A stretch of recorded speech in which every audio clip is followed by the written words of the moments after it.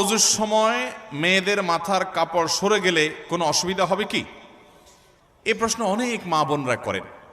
আজকে লাইভও এক ভদ্রমহিলা এসার পরে লাইভ অনুষ্ঠানেও প্রশ্ন করেছেন। প্রশ্নটা হলো যে মহিলাদের মাথার কাপড় সরে গেলে ওযুর মধ্যে কোনো অসুবিধা হবে কিনা।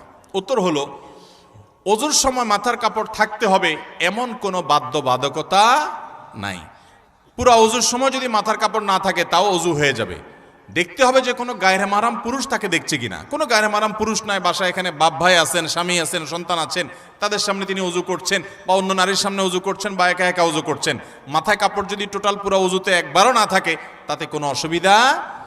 আমরা সময় যেখানে জায়গা মাথা কাপড়ের সেটা দিই না, যেখানে মাথা কাপড় যাওয়ার দরকার নাই সেখানে মাথা কাপড় নিয়ে টানাটানি করি।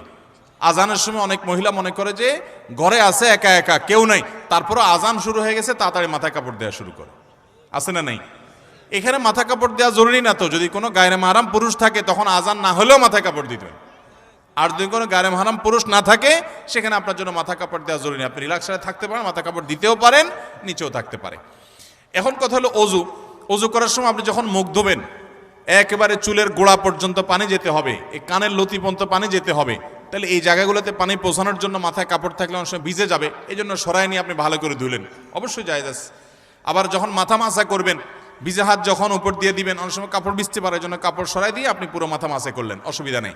তাহলে খোলাসা এবং সারাংশ কথা হলো ওযুতে মেয়েদের মাথা কাপড় দিয়েই ওযু করতে হবে এমন কোনো বাধ্যবাধকতা। মাথা কাপড় রেখে যদি ওযু করতে পারেন ওকে, আর যদি সরেও যায় তাতে কোনো অসুবিধা